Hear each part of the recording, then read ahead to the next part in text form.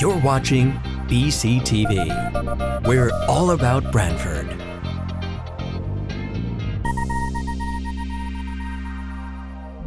You're watching BCTV, Branford Government Television, a service of Branford Community Television. This program is brought to you in part through the support of the town of Branford. Good evening, everyone. Happy New Year. I'd like to bring the January 12th meeting of the Branford Police Commissioners to order. I would like to get an approval. Has everyone had a chance to see the schedule for next year? Okay, I have I'm confused. Doesn't it say that, oh, that's, never mind. right. Ignore me. That's this one. A motion to approve the meeting schedule for 2026. Second. All in favor? Aye. All right, now I'd like a motion to approve the minutes of Tuesday, October 14th meeting. I have a motion to approve those. Make a motion. Second. Second. Val. You got a Val. All in favor? Aye. Thank you very much. All right, we have a report of the chair. Report of the chief. All right, good evening, everyone. It's good to be back. We had our holiday break and it's been a little bit since we've gotten together, so I'm gonna try to go through this as fast as I can, but have a fair amount, seeing how we had the holiday break. First and foremost, I want to thank former First Selectman James Cosgrove for his service. As you know, we had the transition. Selectman Cosgrove was a big supporter and a very big help to the department, and working with him, it was wonderful. So we want to wish him best on his new endeavors, and I'm sure he's enjoying himself. With that said, the transition to Selectman Brooks has been very good. We've had a good working relationship. We're off to a great start. He said he might try to stop in tonight to greet the commission. So with that said, we wish him the best, and we're here to support him as he moves forward in his governance of the town. I was going to try to wait for him, but I think it's fitting under my report with some of the public here. We did have some initial onboarding discussions with the first selectman, and one of the things that did come up was traffic issues, community requests, and the traffic board and the Board of Police Commissioners as the LTA for the town.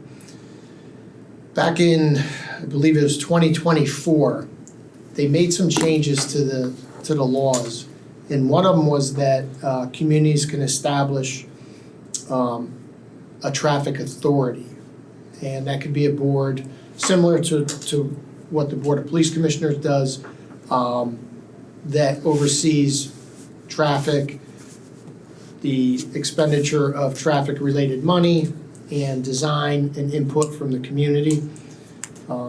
Scratching at the surface with that, we felt that it's something that maybe should be looked at. So there's a lot that ties into that, and I think one of the bigger parts that drove the discussion was with some of the automated traffic enforcement that's out there now. You'll see the speed cameras, the red light cameras, the noise cameras, and he is here. So there's a lot of technology that's going into the traffic realm, and on top of that, the designs restrictions, as we know very well, we're not traffic engineers, there are standards. So in that initial discussion, the first selectman was going to reach out and maybe, speak with town council and see what that looks like, see if we do qualify. I believe we do under the state statute. But I kind of just wanted to point it out to the commission that that's something that, could be in the works. Obviously, it'll be with our input. I would assume the legislative body approval process would have us in it also, and what that looks like. But productive conversation, something to put on the calendar for future. Again, new technology, new design, new theories. It might be something that's worthwhile to pursue. Is this a volunteer position? as most boards and commissions, it probably would be. However, there are some language, I believe, in the statute that would address certain positions, and I'm sure if the town needed to fund someone in that realm, but it more likely would be volunteer. I can yield the floor if you would like, Mr. Selectman, that you just walked in. If you want to add anything to that, you came in at a great time. Welcome. No, I just, it's something, I had a meeting today, and there was more discussion on this, and traffic calming, traffic soothing, the whole gamut. And it was it had nothing to do with any of, it was another area in town, and that was the first thing that was brought up. So it's something that is on everyone's mind throughout town that just can't be ignored. So in that light, it's something that needs to be addressed, and I don't want to saddle this body or that department with that process. I don't think it's fair to you all. I definitely know it's not fair to the police department. I mean, they have a very specific job, and that is to keep law and order and keep us safe. Yes, this is about safety, but less about the kind of work that they do for safety. So to me, it makes a lot of sense. It makes their lives easier, but not easier in a way that it's convenient easy, but easier to do the job that we need them to do. So that's kind of where my mindset came on this. I've had initial discussions with the legislative body of Branford, RTMS, and with the town attorney to try to find the best avenue to do this. And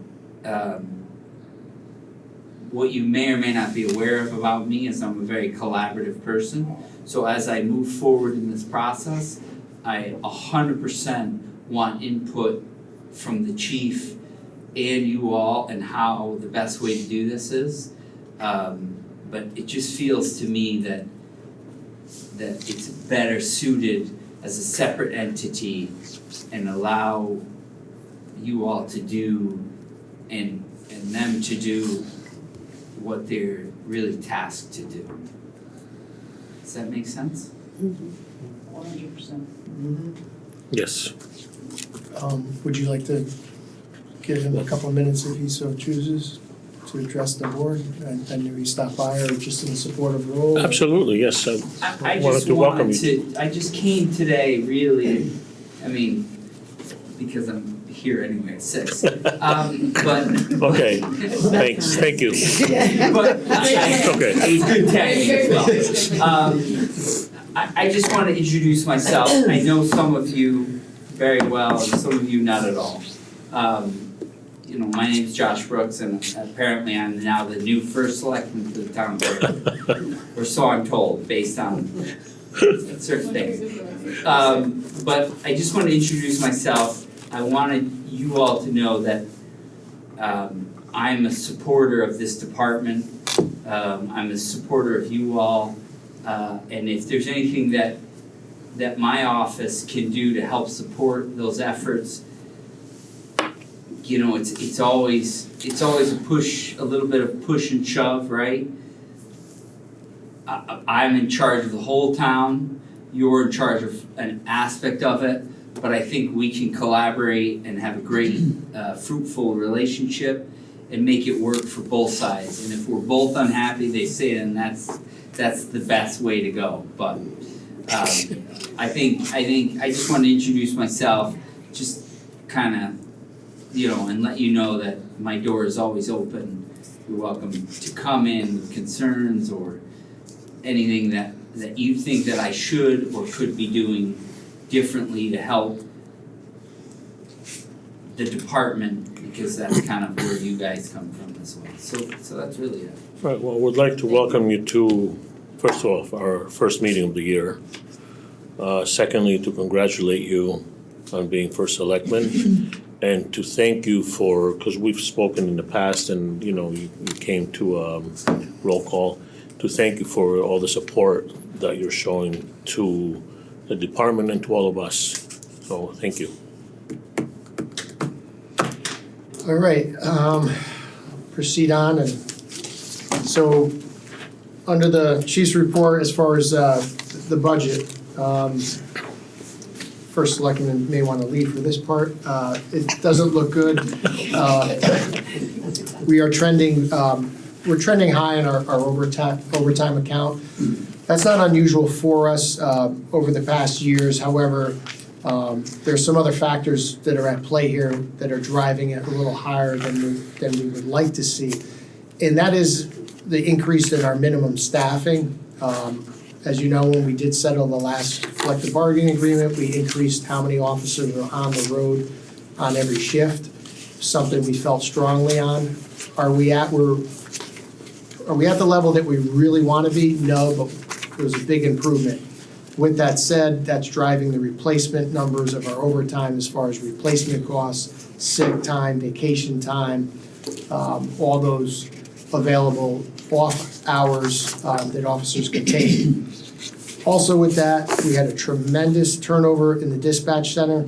We had 3 great tenured employees that retired. As you know, that's a very difficult job. It's a complex job. There's a lot of training. So thanks to the deputy chief and our other staff members of driving recruitment, we're able to replace those positions. Out of those 3 that we brought on, 2 are functioning on their own. 1 is still in training, and there's 1 more that we're onboarding. So that drove a tremendous amount of overtime in the 911 center. Thankfully, we kind of saw this coming, and the deputy worked with the union and HR. We were able to bring in some part-time staff. Some of those were the recently retired dispatchers, and now we've expanded it where we're looking at a few that are from other towns. It's not that uncommon, but what it does is it gives us a deeper bench in times of storms, sicknesses. During the COVID scare, we were a little worried because no officer can work that center. We can't just plug people in there. You have to be trained and specific. So that's driving up some of the overtime also. So the biggest drivers are replacement, the dispatch center, and then our investigative overtime is trending a little higher. That's anything to do with the detective bureau or complex cases or after shift family violence where an officer has to stay. And then much lower down on that categories are court appearances for risk protection orders and a whole host of other things. So see what it brings. We took a few steps to try to mitigate a little bit, but I don't know if we're going to have a good outcome at the end of the fiscal year, but mark our word, we'll try. Chief, Yes. I know in the past we have lost some really good employees because our salaries were not competitive. Yeah. For the dispatchers, are we competitive now, or are we still like low on the?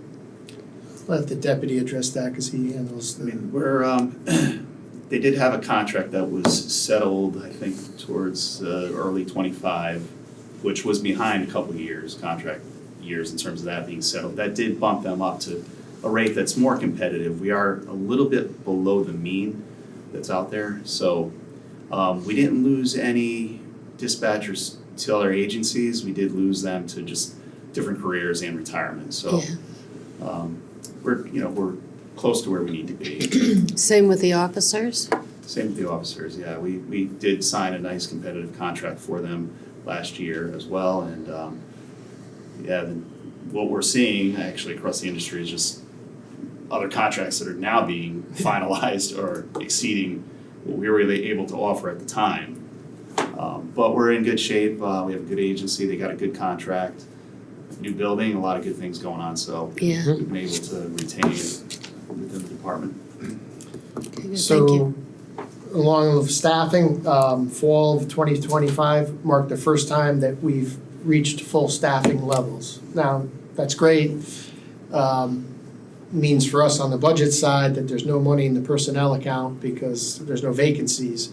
Doesn't mean we're deploying those officers. So we have 2 that are still in the police academy. We have 3, I believe, on field training still. And they have a ways to go before they'll be able to make an impact on the schedule. We have 1 officer who's on long-term injury leave as a result of a confrontation with a violent felony suspect. He's his timeline to come back is in the weeks and months category, but he's doing okay.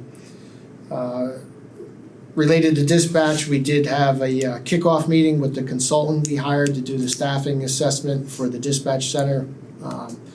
Members of the police department, the fire department met with the lead point of contact for the consulting agency. They are going to assess call volume. They're going to speak with every employee in the center. They're going to look at our standards, our computer systems, our phone tree, our volume of 911 calls, and also just overall schedule, which is I think is going to be good. Look at their schedule. They have a little bit of a different schedule, which they seem to like, but as we move into another contract, it might be something to look at. So we await that, and again, that'll be a few months out. As far as we're in January already, this is the time that internally we start to look at the next fiscal year budget. Again, you're going to hear a lot, and we're really focusing, looking at that staffing, what's the good level that we need to maintain the core services, but then do the things that we really want to do, and some of that's traffic enforcement, specialized investigations. We have other demands internally with different aspects, whether it's risk protection. So we're going to look at that, look at our numbers for the year. Again, I think we're going to be going back looking for more staff. We need to get to a level, so we get, what do you think, Joe? We've been in a constant cycle for 6 or 7 years 6 now, or at 7 least, years. hiring. So we never really realize what we're gonna look like or how we function, because we're always down 4 or 5. We never, so we also know through the drop plan that we have certain officers that are going to be leaving. So even with that, with additional staffing to catch up. So we're gonna be looking at that. Again, if you remember, Lieutenant Carangelo put a very good staffing and assessment done and the demands that are put on us. So we're gonna retool that and take a look at it. If you have any ideas or questions or concerns, reach out to myself or the deputy chief. At this time, we put out to all the division commanders and the detectives, equipment needs and things like that. We start formulating that. So we're already starting that process. On accreditation, some good news. You may have saw the post. Thanks to Lieutenant Carangelo and now Michael Smith, who's our police accreditation and special projects manager. We are now accredited by the Police Officers and Standards and Training Council. In the state of Connecticut, there's 3 different tiers. We are at the top tier, so we've met every tier of accreditation. For those of you who've been around, we were CALIA accredited for a few years there. Great program. I think it set us on the path that made this achievement. Still a lot of work, but it put us in a very good position.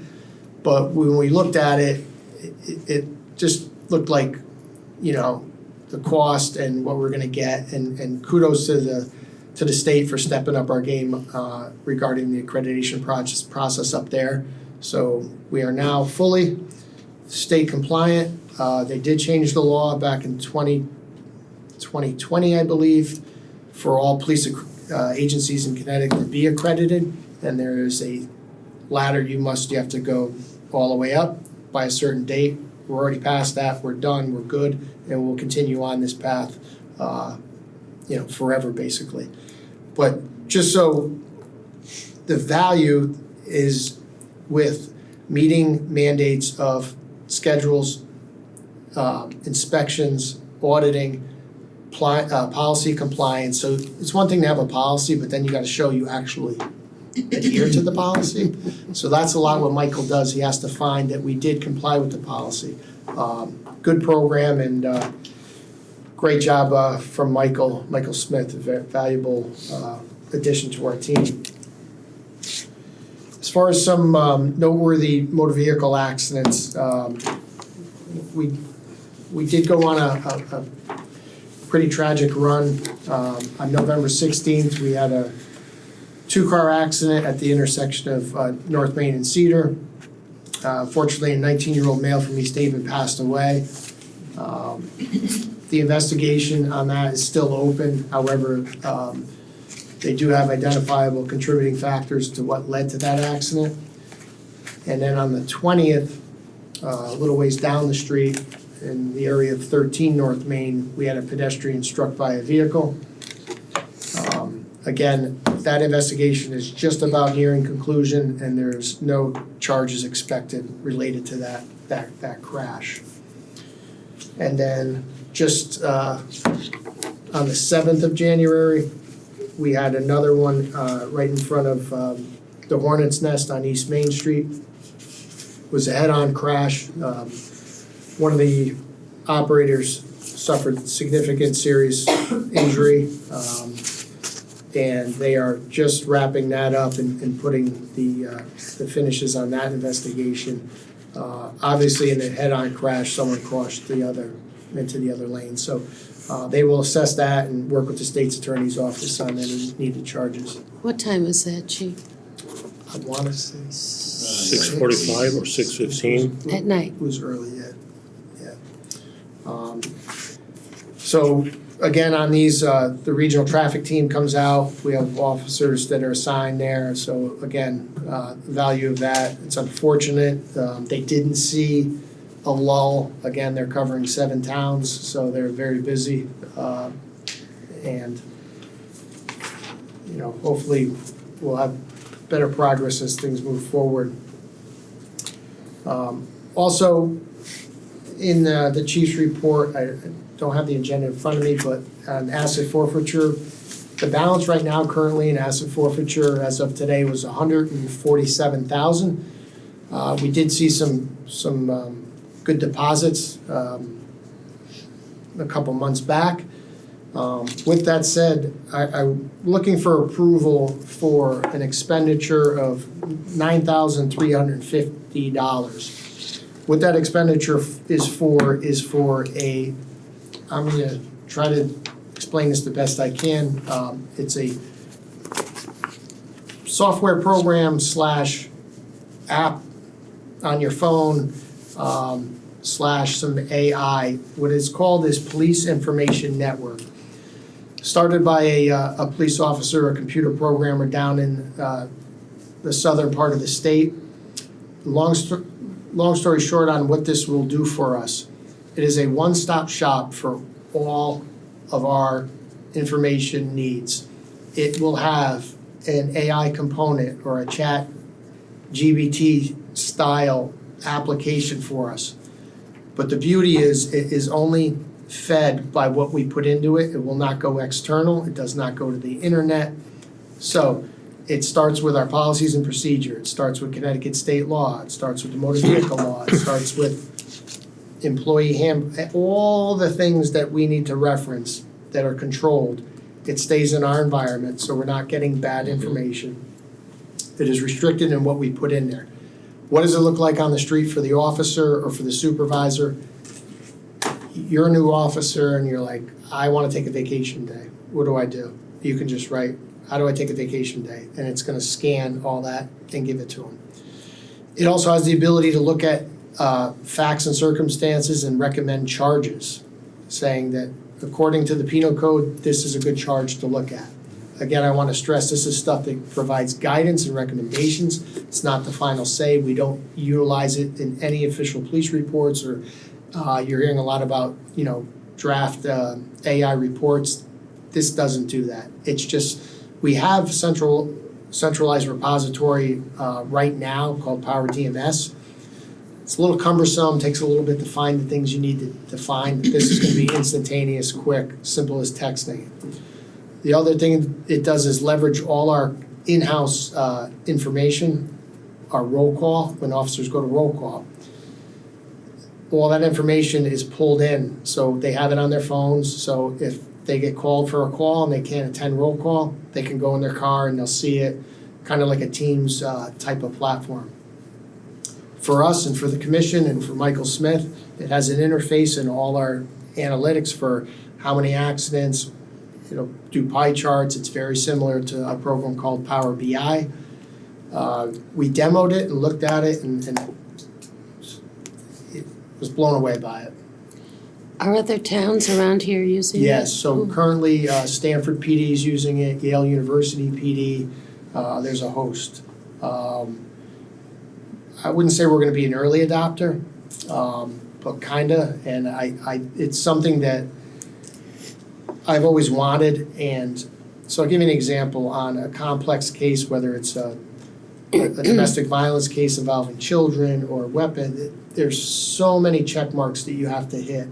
Our current software system and report writing doesn't give you any prompts or checks or check off lists or reminders. It just doesn't have the ability to do that. Something like this, they can reference and it will say, did you consider this? Did you consider this? So it's, and I'm only hitting 50% of the capabilities of what this will do. So it's called the police PIN, I got it. PIN for short, so So And how much is it? $9,350. So can I do a motion? Can I ask for a motion to take $9,350 from the forfeiture account for the Police Information Network app? Bob, Robert? I'll second it. Second. All in favor? Aye. and also, under some noteworthy, the first week in December, a 19-year-old Branford man was arrested on North Main Street in one of the apartments. Officers Vitale, Kehoe, and Richardson went there on a welfare check. A family member was concerned that the party may be a danger to himself or others. Officers went there. They did make contact after some brief back and forth.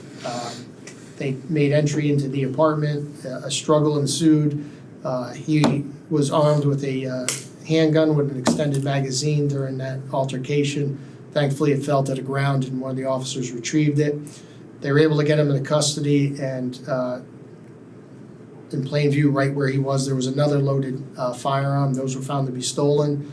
And in the back bedroom was a AK-47 with a high-capacity magazine. So these are the kind of calls that we'd go on a daily basis. Really good police work, heads up officer safety. It worked out very well, but as you know, with all those factors, it may not have. So very good work by those officers, and just highlights the intersection of the danger of some of those mental health calls.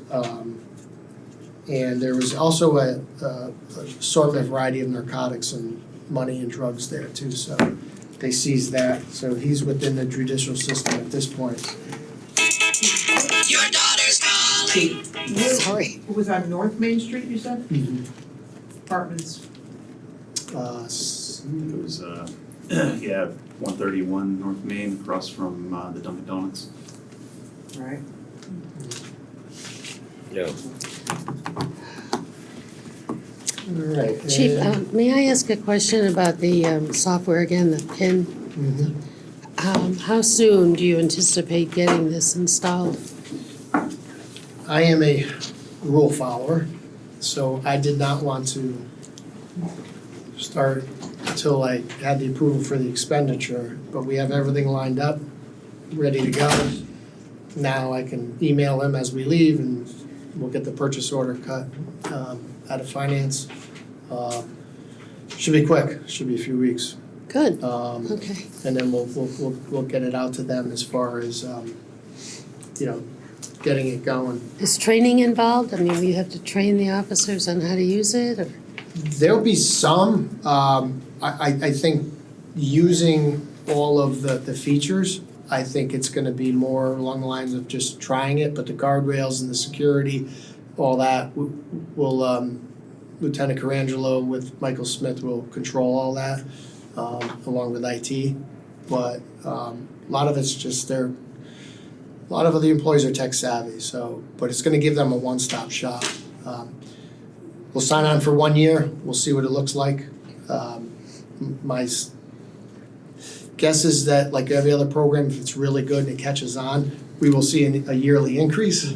But if it makes us more efficient, more aware, and better outcomes, then it's certainly worth it. If you like it at the end of the year, is there any discount for a multi-year contract? When we look at our contracts now, I gotta tell you, it's a discount. Like right now, Okay. and to get in at that price, I mean, we're paying $3,900 for basic maintenance fees on certain programs. No, that's very affordable. You know, Okay. We'll see what it turns into. Just in the sense of time, you have your packet there with some of the statistics. Overall, what we're seeing in Connecticut, crime, it's kind of good news. There was like overall in the state, I believe it was like 28% drop in motor vehicle thefts.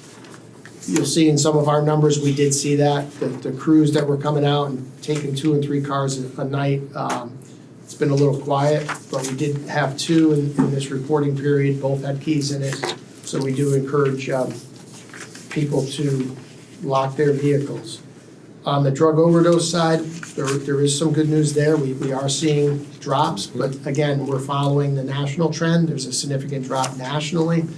State level, I would believe, would follow that pattern, and we're also seeing that. So that's pretty good news. On the family violence side and some of the mental health calls, those are trending, you know, they're up and down, but, you know, I think that's our steady. One of them you'll see in there is Elderly Matters. There was a pretty good jump in there. A few of those I'm not sure. We do have a couple cases that Danielle Sarasi, the police social worker, is working on. A few locations with some elderly people that had some issues where they were continually calling. So I didn't dig into those numbers, but you'll see a big spike there. And then lastly, following the trend also on the state side, huge increase in fraud and identity theft complaints. We're feeling that. You've seen for months and months, and certain months we're higher with workman's comp fraud. So there's a whole host of factors that go into that, but those are the ones that we're seeing the trends on. So Michael, we'll dig a little deeper on that, but overall, knock on wood, fairly good news in the violent crime area. Those are good numbers. Real quick, just you'll see in the training synopsis, we're hitting, as we always like to do, hitting training hard. You'll see the officers are still on the field training. Some points of interest, interview interrogation training, that's a good program. Our typical diet of the SWAT monthly training. And one of the bigger ones, our TASER 10, that's the TASER we upgraded to the newer model. It gives them some better capabilities. And it's also part of our Axon contract with some virtual reality training, so it helps with recertification. They put the virtual reality headset on and they can qualify and do things. It was very well received, but this was department-wide, so that was another training cost. And then we have our firearms, so that's good to get this out of the way. So that is completed. Correspondence. We have just a nice little message that was sent in the department for Officer Kutu. Someone ran out of gas and they needed a push, and he was able to do that and help them out, so they wanted to thank us. And then we also have one from a Branford resident, which is, she was attending Give the Cop a Bird back in November. Detective Ferris was working that, and I guess she had some problem with her phone, and Art's pretty capable with technology, and he was able to help her out. So you know, we do a little bit of everything, and I'm glad to see that we could help her out, and we appreciate her taking the time to recognize that. And also within the packet, there's a letter from Chief Mello, the Chair of the Police Officer Standards and Training Council, about our recent accreditation. I want to add the traffic here, or Yeah, Before we continue. or do you want to do the building project first? I want to turn over the Okay. building and other updates for the deputy. So since we've last met, there's been a lot of milestones at the PD project that, you know, we've hit. So first off, Downs, the construction company is telling us that they anticipate turning the building over to us on February 17th. They do maintain the right to extend that if need be, but there is still a lot of work, but they're trying to hold to that date, so we're optimistic that if not February 17th, certainly by early March, I hope that, you know, we should be looking at returning to the building. One interesting thing that we've discussed is that, you know, based on the hiring, there was actually 14 employees that we've hired in 2025 that have never worked at 33 Laurel Street. So between police dispatchers, police officers, and some clerical staff, 14 people who go to that building that have never worked there before. First time. If you pass by, you'll see that the site work's been completed, it's been paved, signage is going up. Finish work is ongoing throughout the entire building. So that includes casework, cabinetry on both upper, lower levels, flooring, painting, lockers are going in. Some furniture has been received, other equipment throughout the building. The front entry portico, that's ongoing. And nearing completion there, we have a portico built over the front entryway, which provides some protection from the rain. And in that front entry, that slab that you see at the front doors, the locker rooms are actually underneath that slab, the way the building was initially designed. So this portico will help keep rain and keep water infiltration, hopefully, from entering the building as an extra level of support there. The firing range, that's ongoing. We have HVAC tie-ins and startup there, along with new painting and some new block at the firing range. So that's it. We have a meeting tomorrow. I'll know more about, you know, exact dates as to when, you know, they think will be completed, but we're getting there, and we're excited to hopefully be returning soon. And it's important to mention again, like I think the fire department, you know, they've been great. It's been a good year being there. The officers made a lot of sacrifice in having to work almost remotely out of the fire department and out of East Haven Police Department, and it's been good for the project. You know, it's saved the project a lot of money between just a lot of costs, rent costs of trying to procure another space to be in, and just a lot of cost to the town. So we'll be happy to be home, but it's coming soon. So the next item, I do have a police boat update as well that we're excited about to share. The boat's 99% completed out in Seattle, or it's a small town outside of Seattle, Washington is where it's been built. A little bit of wiring left to do. We do have a team of 4 operators set to travel to Seattle, Washington next month to commission and train on the new vessel. So they actually launch the vessel. The operators will operate the vessel out on Puget Sound, and they'll learn all the systems on the boat through the company, commission the boat, sign off, and then it'll be returned, and we'll have it back probably March or April and ready for the summer season. Chief, how is it getting here? It's gonna be shipped via truck, Okay. trucked over Yeah. by the company. Thank you. Yep. Before the report of the chair, I'd like a motion to add the traffic report to this meeting for January 12th, 2025. We have a motion to add the traffic report. Make a motion. Second? All in favor? Aye. Okay, Patty? Okay. So the first item on the traffic is a request for a lighted stop sign at the corner of Windmill and Damascus Road. The committee is recommending increased traffic enforcement at that intersection, early morning hours, and to take a look at the stop sign and see if it needs to be replaced with one of the newer ones that have deflectors on them. The second one was a request for no parking sign in front of 18 Oak Street. There is no action on this. Third item is a request for a dead-end sign for Silver Street. Committee is recommending approval of this. For the first and the third item, I guess we need a motion to approve this. Both I'll of make a these. motion. Is there a second? Second. All in favor? Aye. Okay. All right, That's it. That's it. Very simple.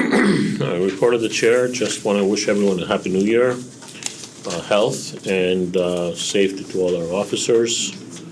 I'd like to welcome Officer Sophia Papa and Kyle Sirachi. And that's all I have.